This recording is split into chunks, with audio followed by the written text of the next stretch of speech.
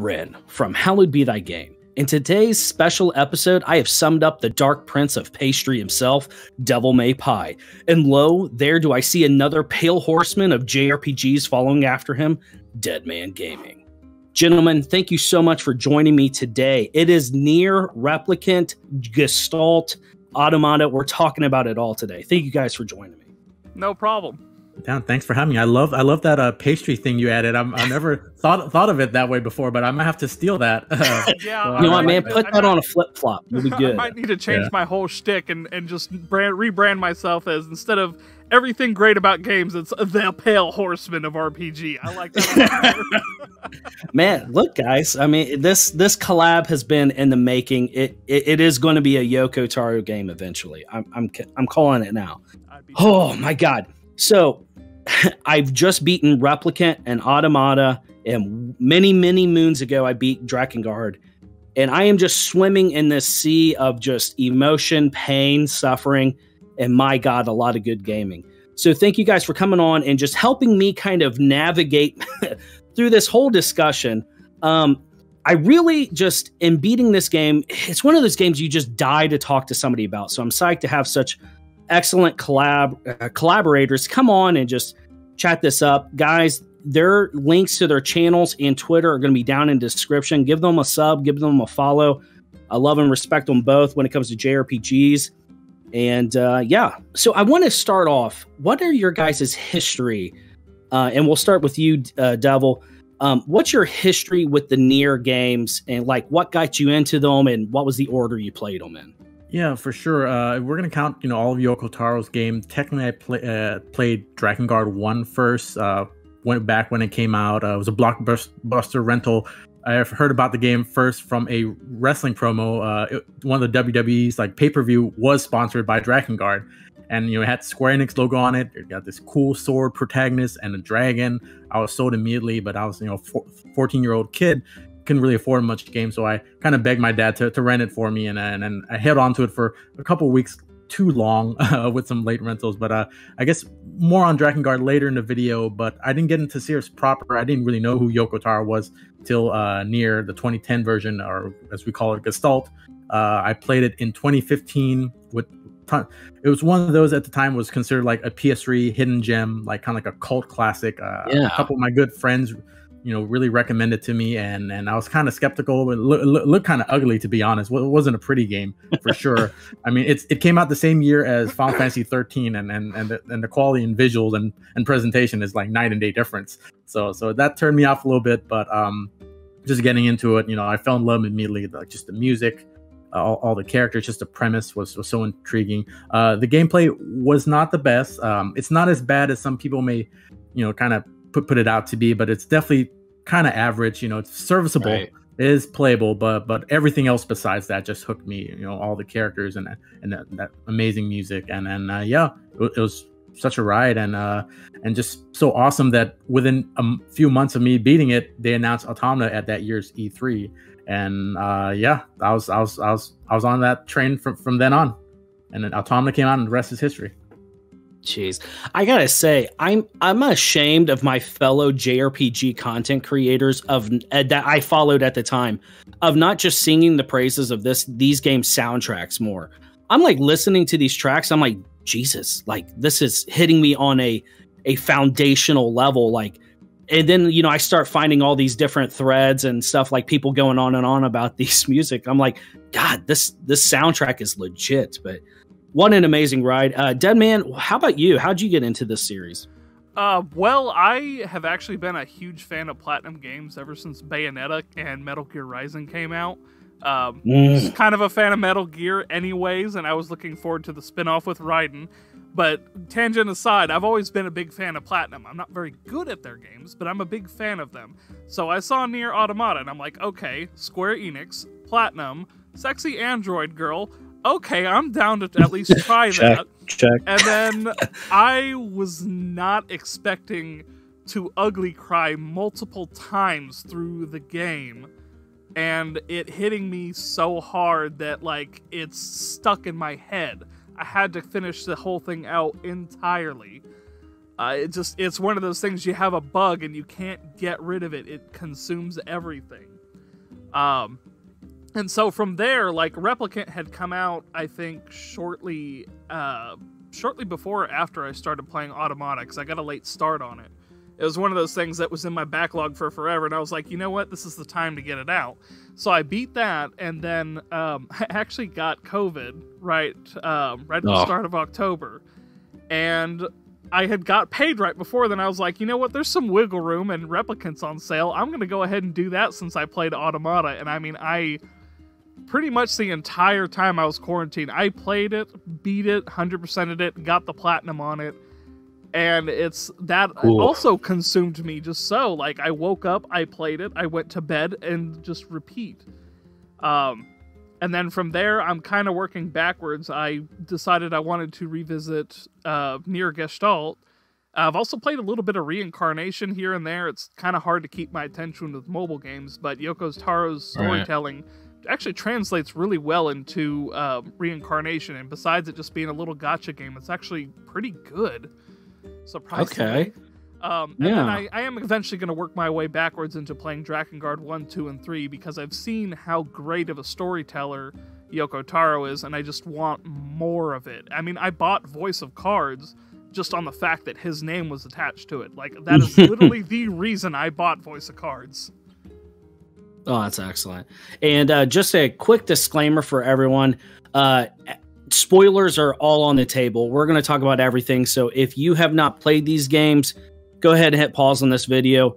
Go do yourself the greatest favor you can if you're a fan of JRPGs and play these games and come back and nerd out with us. But spoiler warning now. Yeah. And I just got to say, Yoko Taro is quite the enigma.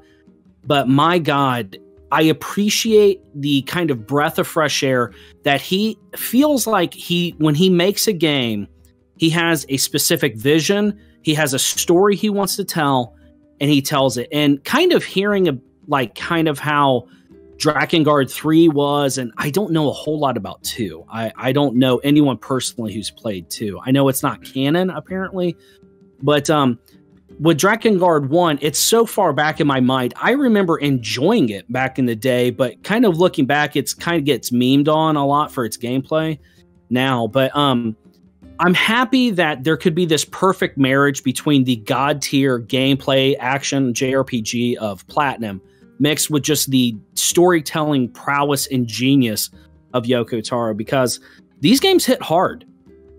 They're vicious, in fact, and they're excellent. I played NieR Automata, and I actually had every intention of going with some different videos on the channel, but I immediately had to stop what I had planned, and I had to talk about Automata. And before that video went live, I was already like knee deep into Replicant because I just could not get enough of these games. So I've played Drakengard 1 back at release, and Automata and Replicant and Water Ride. So I actually have a fun fact about Yoko Taro's storytelling before we continue on. So I was doing research for one of my videos because I like to go do a little behind-the-scenes stuff, and because that stuff was really interesting to me. And apparently he is one of those writers who starts from the ending and writes backwards. So like anytime you get to the ending of that stuff, that's always going to be one of the first things he writes. And then he just goes from there and it's like, well, how do they get from this spot? And then writes that previous section and over. And I always thought that was cool. I didn't think that was pretty common, but apparently a good chunk of writers do that. And I feel like the ones that do usually have kind of have the story a little bit better and a little bit more coherent, because instead of writing what they're doing going forward, you're trying to figure out how they got to where they're at. Yeah. Well, okay. I kind of want to get to the nitty gritty of the story and just our reactions to the major events in the games. But before that, I want to just kind of get a read for you guys. What is your favorite game and character from the NieR and or Drakengard universe? I guess I can go first. Yeah. So for me, the game is for sure Automata. Like that, like you guys mentioned, like the perfect marriage of gameplay and storytelling. And when they announced it, like there couldn't be a better choice than Platinum, because that was the biggest complaint with NieR Gestalt, was that everything was amazing besides its gameplay. And when they announced that in E3, I was like, well, damn, this could be the greatest game ever made. And I mean, to me, it close to being one. It's my top 3 games of all time. I switch it between 2 and 3. My number 1 favorite game is Persona 4, and I'm pretty sure Automata would be my number 2. Yeah. It's gonna be pretty hard to top that. So yeah, just Automata, like just a complete package from presentation, story, gameplay. But I do not want to discount Replicant or Gestalt, because I do prefer that cast of characters. I feel a certain connection and emotional response. And with particular character is with Kaine, and that has a lot to do with the performance from Laura Bailey. I think unimaginable. She's I know it's kind of like annoying that she's in every game now, but she's earned it. She's truly the GOAT voice actress, and she really is. I'm so glad they brought her back. They could not do this game again without her, and to re-record her lines, even it's not the same lines. They added even more stuff, more endings, and just her character as a whole. Like I mean, of course she's a looker, Kaine, but right. Yeah, it's just what she symbolizes, and her relationship with the whole cast, with Emil and NieR, and of course Grimoire Weiss. Like those two banter, I never get tired of, and like they're just it's an antagonistic relationship, but you sense like this closeness they have towards each other, and even towards by the ending, I just can't help but tear up when they get to reunite one last time. So for sure, God, it's so good. Yeah, I love all. I like obviously 2B, A2. They're also great, but for me, Kaine is number 1. Yeah. How about you, Deadman? Actually, mine's pretty much the same thoughts as Devil's. Automata's, it's, to me, the overall story of Automata is better, especially, again, with that complete gut punch that is ending E, the end of Yorha. Vicious. Yeah. God, I seriously could not stop crying for like 10 minutes. It hit me so hard, and I'm even kind of tearing up thinking about it now. But Automata, everything about it was... it was fine-tuned better, and I do think part of that has to do with the route structure, because in Replicant, you had to basically replay the same route 4 to 5 times, depending on, you collected everything. Whereas Automata, like, yes, Route B is very similar to Route A, but there's enough of a difference that it's not really that annoying. I'm really happy you bring that up, actually. That's something I want to come back to. But yeah, sorry, go ahead. Oh, no, it's all right. And yeah, it's the same thing as Devil. I mean, Kaine's my favorite. I mean, not only is she just a huge potty mouth, coming up with all the little unique... Brazen hussy. Oh, man. Every time Weiss calls her a hussy, I love it. Especially the Dude, I friggin' love it. He just enunciates hussy. Oh, God, he's so good. Yeah. But beyond her foul mouth and her just brash attitude, she goes through the most changes as a character. She starts off, she completely hates everyone. She doesn't trust anyone. And then it comes to, ending C and D, where she learns to, she actually falls in love with NieR. She learns to be vulnerable.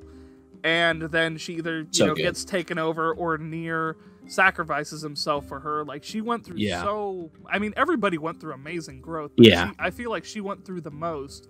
And especially when it comes to E with the new Replicant, she even went above and beyond to rescue her friend, even if she couldn't really remember him. She just knew that she wanted to make things right with him. So she went and pretty much just, killed everything that was in her path to get back to her friend.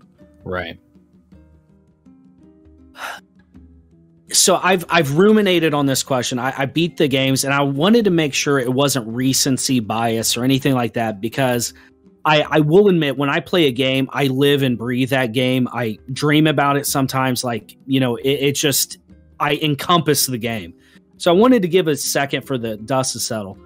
I think objectively, Automata is one of the greatest games ever made. I agree. Like, the fact it's in your top 3, Devil, total sense. I mean, that game is unimaginably good. It has no right being as excellent. The fact it friggin' saved Platinum Games, like, because that whole Scalebound incident, you know, we don't have to get into that right now. I don't want to fan up any console wars in the comments, but it's too soon for Scalebound. It's always too soon. Right. Yeah. I'm actually with Devil though. That, I mean, to me, it's kind of floats between the three on what day it is, but it's going to be Kingdom Hearts 2, Death Stranding, and NieR Automata. And the fact that out of all the games I've ever played in my life, NieR Automata and Death Stranding just like jump to the top, like says a lot, especially Automata, because I actually was exposed to it like with the music first. And it just astounds me that every track is very unique from each other. Like, you know, God of War, it's all kind of samey sounding if you listen to the tracks one after another. It's all good. I'm not saying it's not good, but they're not very unique from each other. Whereas Automata, like, that was one of the things where, like, I heard the music and I said, this is amazing, and I gotta play it. And here we are. Right. And so Automata, it just hits really hard. Honestly, for me, the only reason I don't know if I could ever like put it in my top 10, and this is stupid, and I know a lot of people will be upset, but my top 10 is a pretty emotional list. The Pascal scene at the end where the robotic children kill themselves, I had to walk away. Yeah. It hits too hard. I'm not saying it's bad. I think it was too effective. It did exactly that. And as a father, you know, you're raising your child and you want to instill in them a fear of dangerous things, but you don't want them to live like a basket case life. And it is an impossible thing sometimes, because you want them to stay safe, but you also want them to live. And living inherently has dangerous events. You know, I'm sure we've all had one or two near-death experiences in our lives. It's terrifying, but that scene disturbed me. And I tip my fedora to Yoko Taro. That scene is maybe one of the most powerful scenes in gaming. That's how hard it hit, but it was so emotionally disturbing to me. But anyways, I was just excellent. That was one of my parts earlier that I said, you know, there was a few times that I like was inconsolably crying. That was one of those, because, you know, I'm a father vicious as well. And it's just that it wasn't expecting it. It was just so visceral. I'll be honest, after you finish beating Ingalls, I think the name of the giant robot was, and you didn't stop playing as Pascal, in my heart, I knew something bad was behind the door inside the copied factory, and I did not want to go. I knew it was bad because Pascal, if I remember right, is like, I want to go check on the children. I'm like, oh, Jesus, don't do this. Don't do this. Yeah. And he go in there, and the fact that they killed themselves out of fear, I get goosebumps about it now. And like, honestly, like the next day, my wife was like, "Are you okay?" And I was like, "Yeah, I played the game last night. It was really sad." And she was like, "Well, what happened?" I was like, "You genuinely don't want to know." And I just left it at that, because it was haunting, is what I'm saying. I say all that to say, I think Automata is genuinely one of the best games ever made. However, like you guys, I think the cast from NieR Replicant is perfect. But there is some aspects of Replicant that I do think show its age a little bit. I think Yoko Taro perfected the repetitive cycle of beating the game a couple times in Automata, to where, you know, you beat that game 5 times, you get 5 endings, whatever. It doesn't feel like that at all, because like you said, you know, even routes A and B, which are similar, are different, and you can beat one considerably faster. And then the third route, you're playing as A2. And then in, you know, Replicant, I'm not going to lie, you know, beating that for a third time, I didn't know, like, and I wasn't skipping scenes at a certain point, because I was like, I don't want to miss something, like, you know, so I was rewatching cutscenes for my third route, you know, and luckily I did find out you could kind of save scum and get C and D without having to replay the whole game, you know, just replay the final dungeon. Yeah, that's what I did. But my favorite character is, it's a toss up between Kaine and Emil. No. And I think for me, again, I think Kaine is written perfectly. Her dialogue is, I mean, it's hard to swear well in a game. And that lady, chef's kiss, she can pull it off, because you get really angry at the boss and she's saying what you're feeling, you know? And I'm like, whoa, you foul-mouthed hussy, this is amazing, you know? Yeah, the first time I played, I was shocked that, like, that whenever she was first fighting Hook and talking about, God, I can't remember what exactly she says, but she strings together like 5 different swears in one sentence. And I remember exactly. I cannot believe this is a thing that actually exists, because I thought for the longest time that was like an edit of somebody messing around like they do. And it was like, no, she really is that foul. I love it. Yeah. And just a side tangent, a lot of people that play both dubbed and, like, you know, sub in Japanese, the Japanese you know, voiceover was nowhere near as foul, and I think they actually censored a lot of what she was saying. Really? So the English Laura Bailey version of Kaine is, you know, objectively the best way to play this game, and that's been well documented. Yeah. How often does that happen? That the English dub is best? That actually, well, the English dub is best. Yeah, that doesn't happen very often. There's a few anime that I prefer in English because I, you know, grew up with the voices. But, like, yeah, I mean, I know Japan, they censor a lot of stuff like that. Right. And I think I'm wanting to say, like, if you're playing on PC or something, there's a mod where they, like, actually do the censors in the American one. But I think that's something similar to what they do in Japan. Because there's no way that would fly in Japan. No. Yeah, I mean, she's talking about, you know, relieving herself in the eye socket of an enemy, and I'm like, whoa! And we're putting the headphones on for the rest of this one. All right. One of my favorite lines, it didn't even come in a main quest, came in a side quest with Grimoire Vice. They came out of the forest eating like poison mushrooms or some poison food, and then everyone was sick, and then kind of was like, oh, I'm fine, and he was all like, it seems the hussy's internal organs is as foul as her mouth. Yeah. Oh, it's so good. Like, I played a lot of World of Warcraft back in the day, so the fact that Illidan was voicing Grimoire Vice, I was like, oh yeah, this is my jam, you know. But well, and just real quick on Emil, is there a more depressing character in gaming than Emil? I don't know. I don't know. He has to be a candidate for one of the most depressing characters. And I think for me, the first time this game drew a tear for me is when Emil accidentally, for lack of a better word, kills everyone in the area. But he saves NieR and Kaine. Yeah. And, you know, when you look at the cover of the game and, you know, you start playing it and you're like, for one, I'm playing as a dude who looks a lot younger than the person on this cover. There's a half-naked chick. And then there's this really creepy looking thing. And my brain associated a voice for Emil to be like this evil, cackling, like nasty character. Like, I love death. You know, he just looks menacing.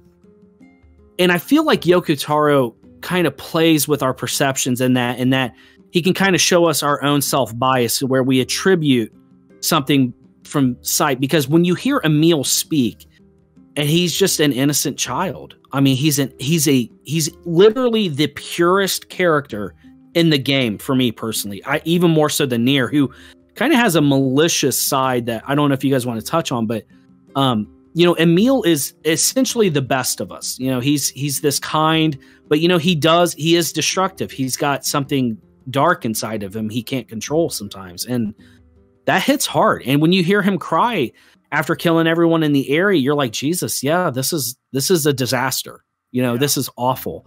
And how do you console Emil? You know, and it was just downhill from there. You know, I mean, he's just pitiful all around. Even when he loses his body and becomes that grotesque thing, and he cries, it's pitiful. And you know, NieR holds him, he falls apart. This game is ruthless on the emotions. Yeah, that moment that really hit me hard when he, you know, transformed, and then he's kind of ashamed of how he looks. Oh, and then but he does gain the ability to finally see, and then he see what NieR looks like, and he says, "Wow, you look really cool. You look just like how I thought you would." And that moment really hit me. Devil, I gotta ask, did you hijack my script? Because that's like almost what I put for that section. Pretty much exactly what I put for that section. Oh man, yeah. I mean, it's just so profound. I don't know, just yeah. And I do love Kaine. I there's so much to like about her, but her interactions. I think when Devil or Deadman, I think you guys mentioned this earlier. Her interactions with Emil, I think, is what put her a cut above everyone else. You know. Because like she recognizes Emil, like she doesn't look at him and be like, "Oh God, what happened to you?" She recognizes his voice, senses his pain, and immediately comforts him when she wakes up out of her stone slumber. You know, after the 5 years, and you finally get her out. Yeah, and then there's also the part whenever they first leave the manor, when Emil is talking about how he has a curse and he's ashamed because he can't look at anybody because he'll turn them to stone. And then she comforts him saying, don't ever be ashamed of who you are. You know, it's part of who you are and what makes you. And like that, you could tell that like she feels the same way, because I mean, it's not super obvious in the game, but kind of is intersex, and that's why she was ostracized for all those years, even before the whole Shade incident. And like it was beautiful for her to touch upon that with Emil, because it's like, I see you because you're just like me. And major kudos to Yoko Taro, because I think a lot of times in this day and age, it feels like at times stories just hit points to get, you know, hit certain notes to get a certain reaction from the audience. I genuinely believe Yoko Taro's approach to just these type of very difficult issues, you know, is so well handled, because you know, if you played the game, you might not be able to realize, you know, what necessarily is up with Kaine. You know, she just makes references to her body's different. But the way they handle it, in that's just who she is. We don't need to, you know, parade it around. You know, it is who Kaine is, and she represents that. And major kudos to Yoko Taro to having that inclusion with her. And then obviously with, you know, Emil, he doesn't fit the typical stereotypes and such like that. It's just handled very well and very, very powerfully, to where I think it lands so much more profoundly than it would otherwise with any other director at the helm. Oh yeah, because I mean, you know, you've got 2/3 of your main cast, you know, not fitting the binary straight male whatever archetype. You know, you've got Kaine, who's intersex, and then Emil, who is gay, and you know, it's not even made a big deal out of. It's just like you've got a couple of one-off lines. Yeah, it's who they are, but it's not like all they are.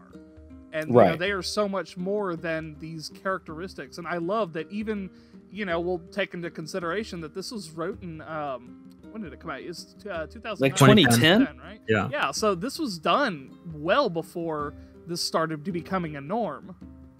Right.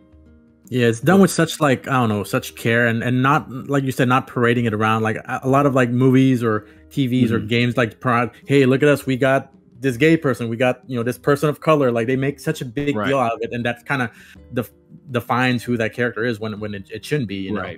So it feels like it becomes more about them as a company than it does about them as a character with their feelings. So yeah, and I agree, very, very good, all around.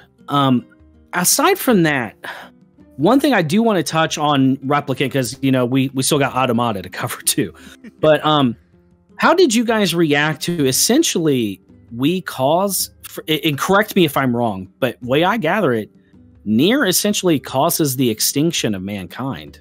Oh, he definitely does, because yes, he did. Shadow Lord produces, I forget what, but he produces a specific mineral or material that the Gestalts would need to return to their replicant bodies, and once he is killed, that's it. The human race dies off. The Gestalts have no way to return to their bodies at all. So yeah, it was shocking that the party, you know, you go through the game and it's like, it's this typical fantasy thing. We're gonna go beat the bad guy. We're gonna save the world, and then like you realize the horror of, you didn't save the world, you caused its annihilation.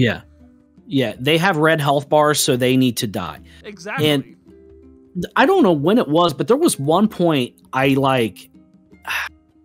didn't attack something immediately when it showed up and it didn't attack me. And I'm like, should I attack this thing? It's not. I'm like, screw it. It's got a health bar. Kill it.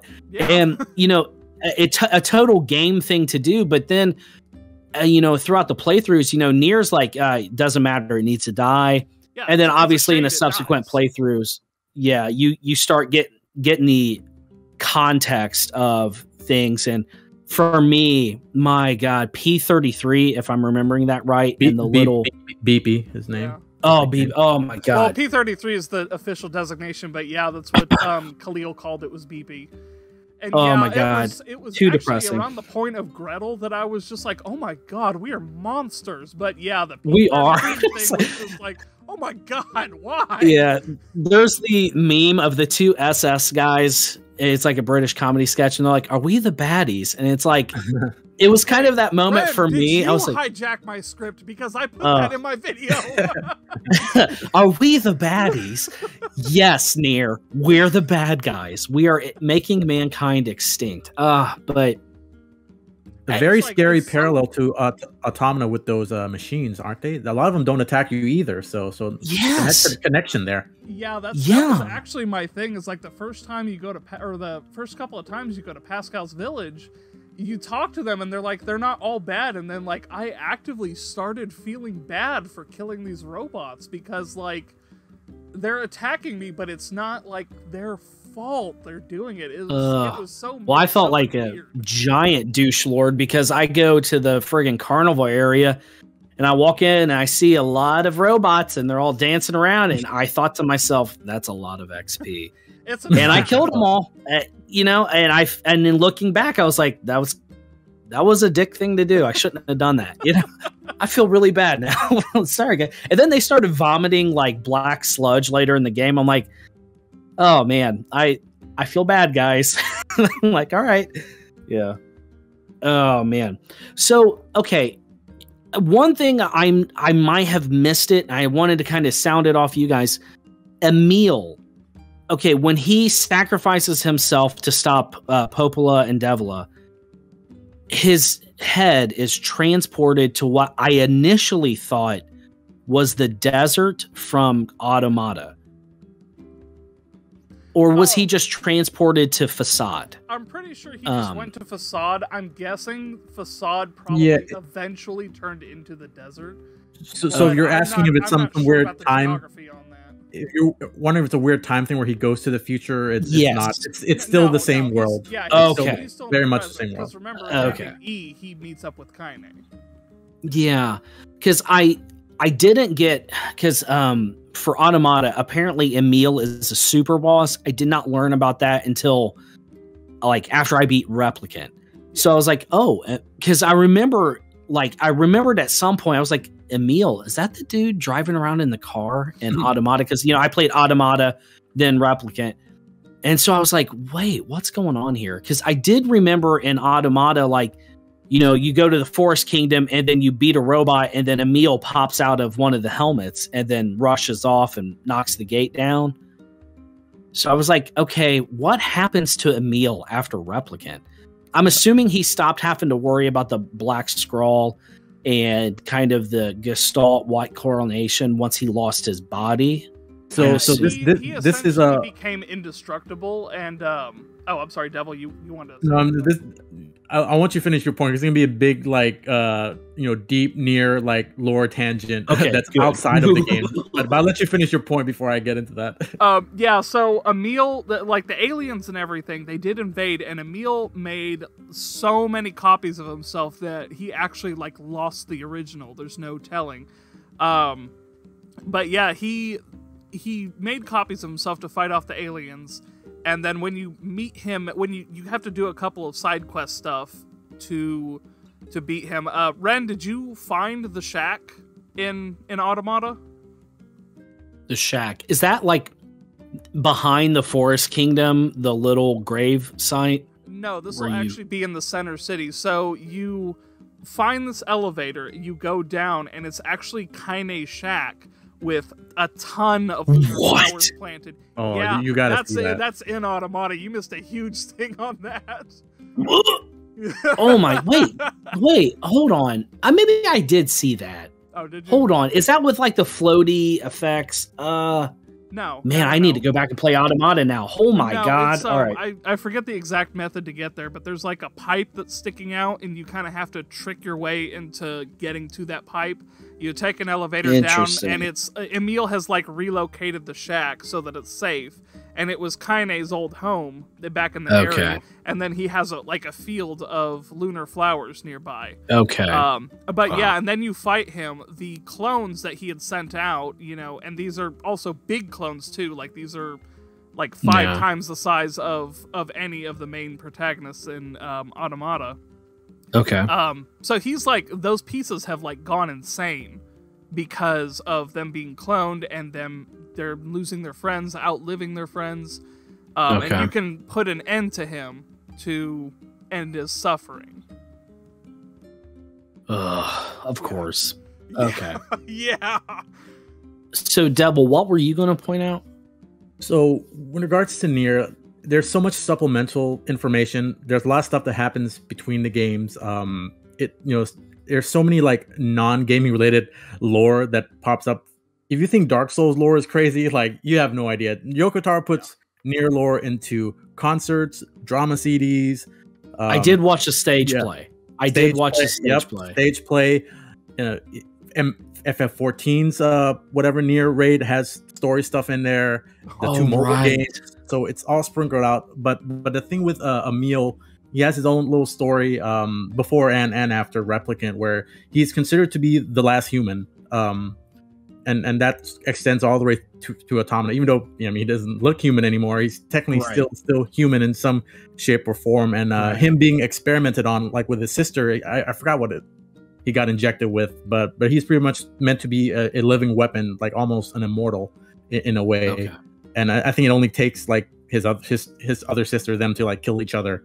That's how crazy it is. Wow. But he outlived, of course, NieR and Kaine, because of course they'll eventually fall like the other replicants. But he just carries on their memory, and that's why DEDMAN brought up he has that little piece of Kaine's home there in that cave. But he's big part of the war between machines and the android.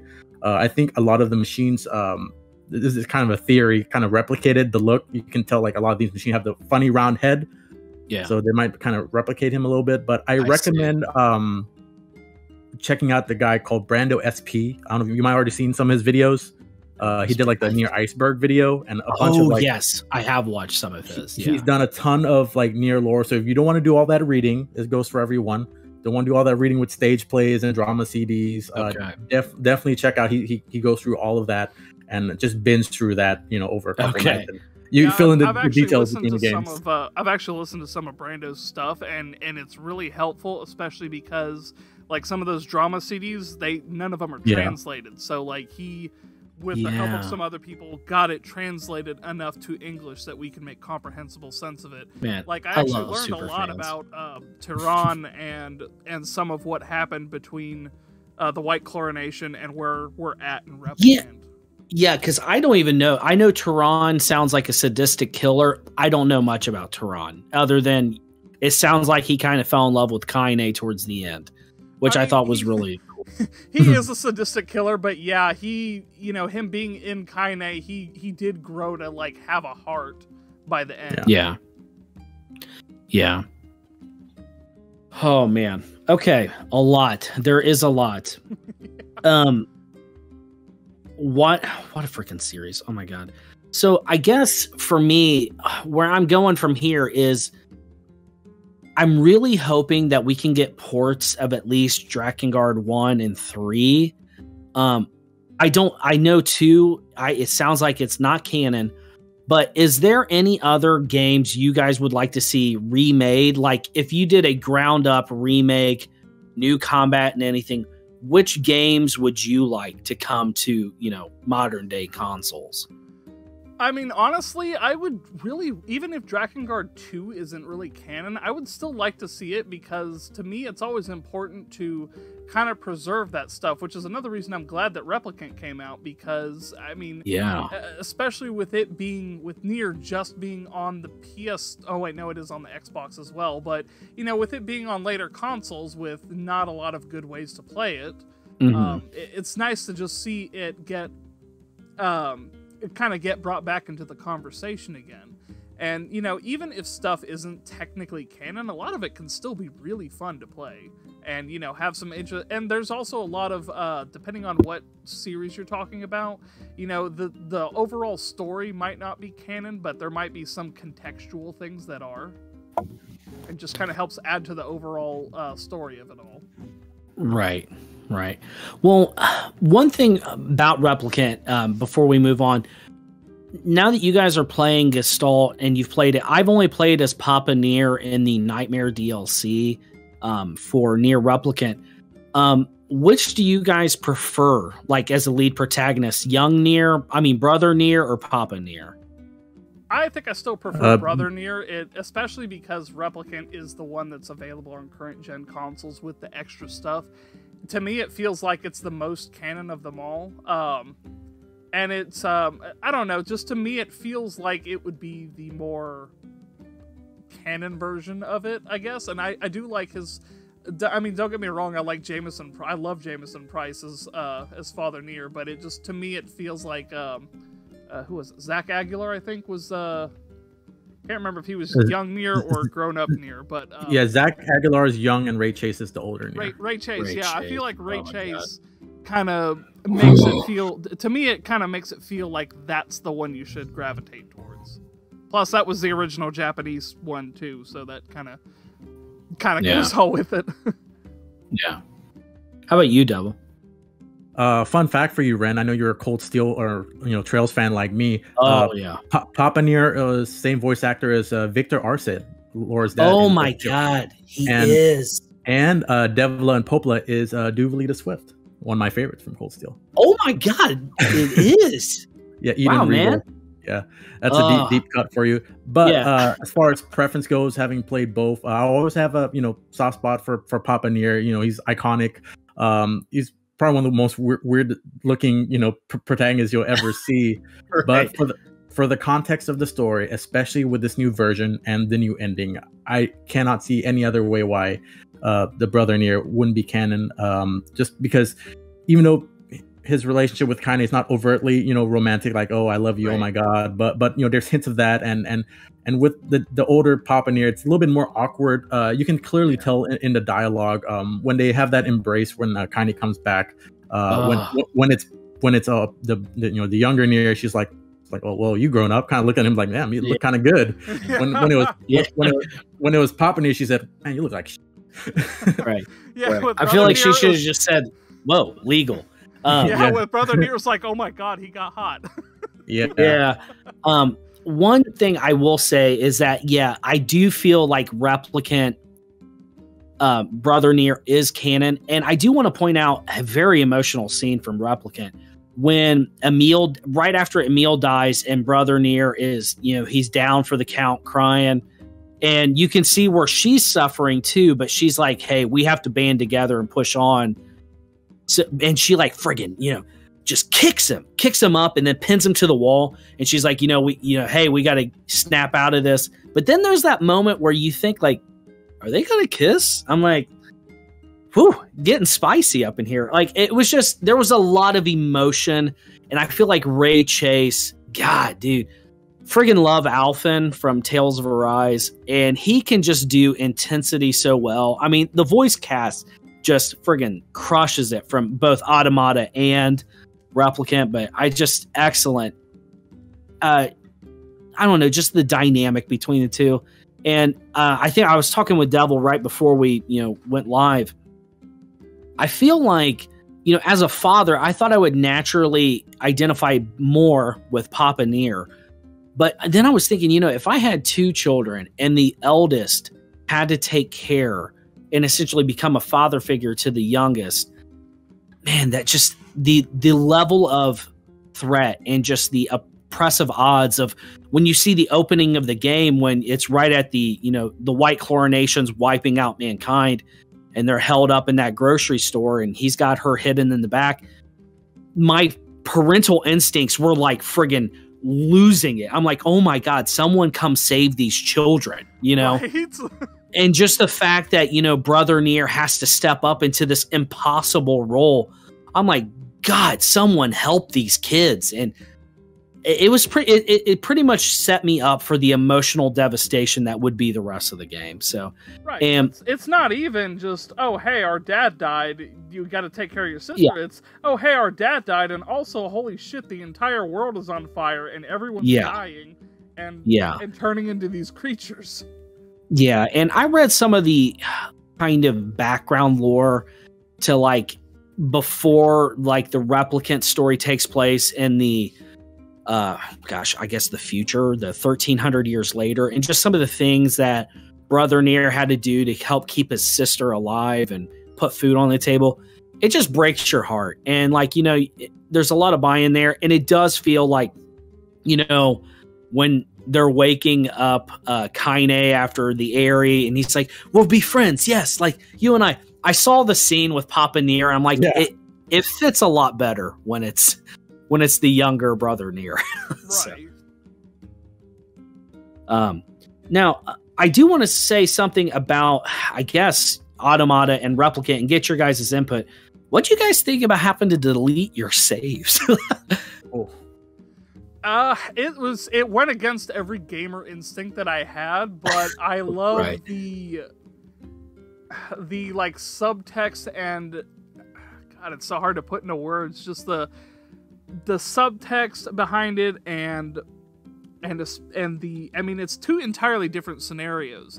You know, in Replicant, you are going to delete your data, delete your entire being to save the woman that you love, as well as one of your best traveling companions and one of the few people that you still like really care about in this world, especially after the thing with Devil and Popola. Mm-hmm. You know, turning on him. And then on the other hand, you've got deleting your data to save someone that you'll never know that you saved them, and this feeling of community and camaraderie, this feeling of doing something to help someone even if you'll never see any return on it. So that's a very good point. It went against every gamer thing that I ever had, and I didn't do it the first time I did Route E because like I still had shit to do for the platinum. But like I definitely made sure that the second time around I went and deleted my data because it felt too important and too impactful to not do that, especially when somebody else had done that to save me. It seemed only right.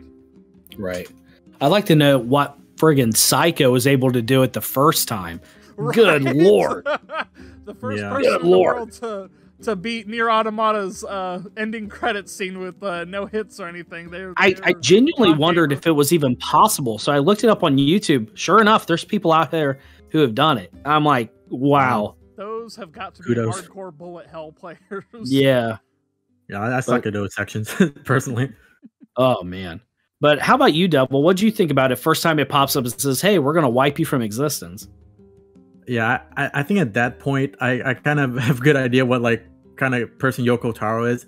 And going back, DEDMAN, you brought up Death Stranding, and there's a lot of like similarity I see with him and Hideo Kojima, where like they really like push the medium like further than a lot of game makers could, and that a story like this and very few games can only be told in a video game form, just like thematically with actually playing it, and you know, the concept of deleting your save and tying it with the game's, you know, themes and stories, and just it makes sense, and just to have the payoff, like you said, with Automata, with helping others, yeah, it was a no-brainer. Like yeah, of course. I mean the price, I mean, it's a heavy price to lose everything, but I think, you know, the weight of it all was worth it to go through with it. And yeah, and I'm surprised that maybe a lot of people wouldn't believe it. Maybe they don't know what it's about. Maybe they call the game's bluff. Like, yeah, right, you're not gonna delete the save, because that's something I can't remember the last time any game did anything like this. I know. I totally thought it was calling my bluff, in Automata. I was like, yeah, right. And then not to add to what I was saying too, the raw visceral reaction of seeing your entire journal be erased. It makes you watch it too. Yeah, everything rubs your nose in it. Yeah. So where do you guys think the series goes from here? Like, with a future, should the NieR series be over? Should there be a new series, or would you like to see more from this universe in Yoko Taro? And do you guys think Platinum Games has to be mandatory for that to happen? I'll start with you, Devil. Okay, yeah. So a couple things. Just for me, selfishly for me, I would like them to tackle a completely new kind of game. With Yoko Taro, of course, he's probably going to find a way to connect it in some form. I wouldn't mind that, but maybe not call it NieR, just completely new IP, do something different. Maybe not even be an action game. Maybe try a turn-based JRPG. I think that'll be kind of interesting.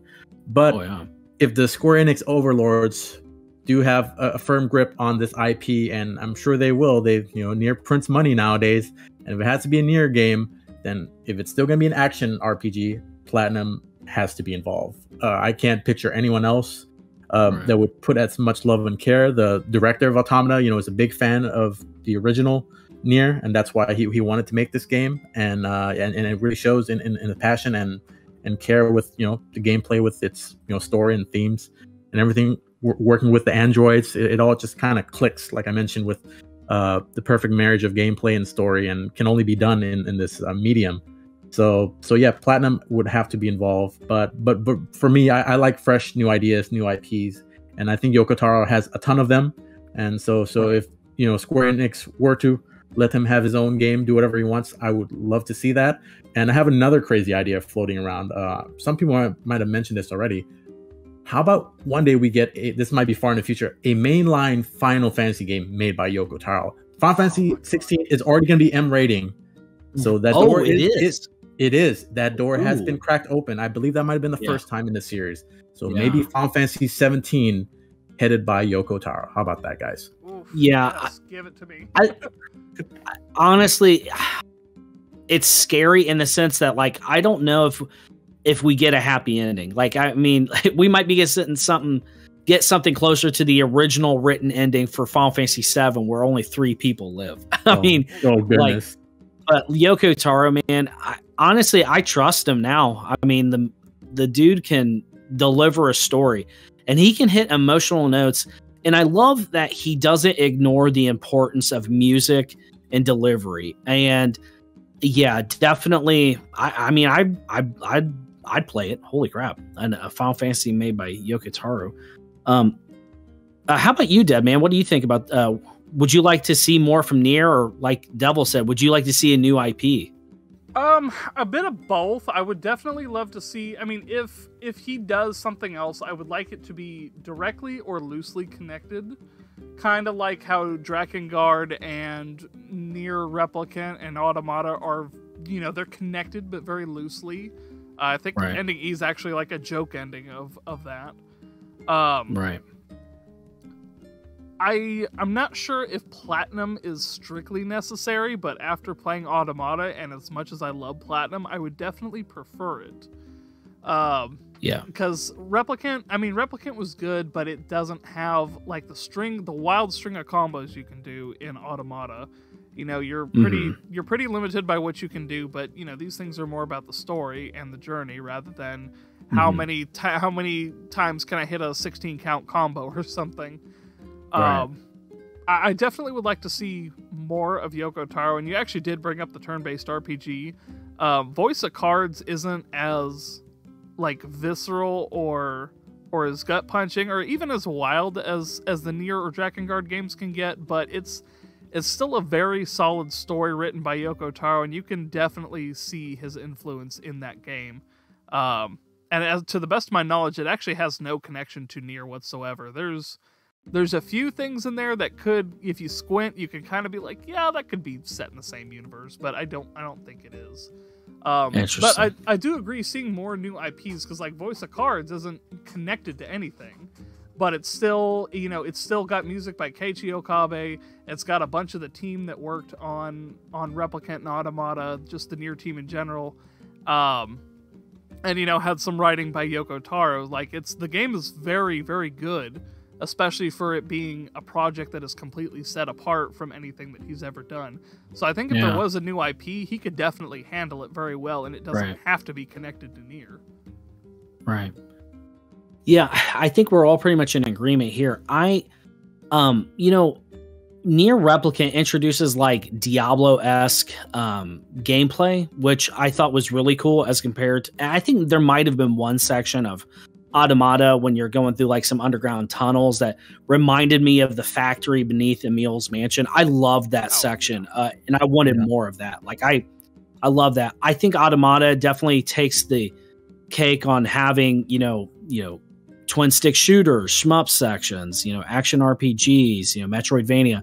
I loved all of it. I think we probably would be best to do a new IP, because I think Automata tied up the character arc so well, and kind of a full circle effect with Emil and such like that, to where, I think we could do a new IP and have some connections, you know, to the rest of the series. But I would love to see what he could do with a new set of characters and a new world, and where we go from here, because it was a very fascinating tale and it was enraptured. I hope I've not seen the end of Platinum Games with Yoko Taro.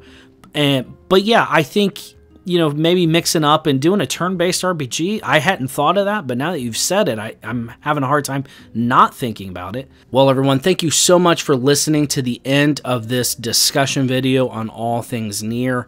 Unfortunately, the last bit of audio from our chat corrupted, and it was the incredible part where Devil May Pie and DEDMAN Gaming were able to share about their channels.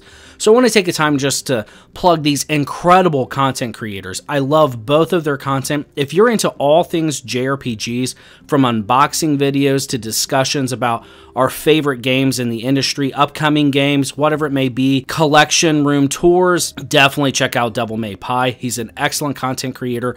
And DEDMAN Gaming, an incredible content creator for just all things gaming, not just JRPGs. You're going to get a nice mix-up of jokes and just diving into gameplay. Excellent channel. Definitely check him out. I'm definitely looking forward to collabing with both of these amazing content creators again. I cannot thank them enough. Again, check out their channel links and Twitters down in the description. It was just a joy to film this with both of them. I cannot thank them enough. Thank you all so much for watching, liking, and subscribing, and I'll see you all next time.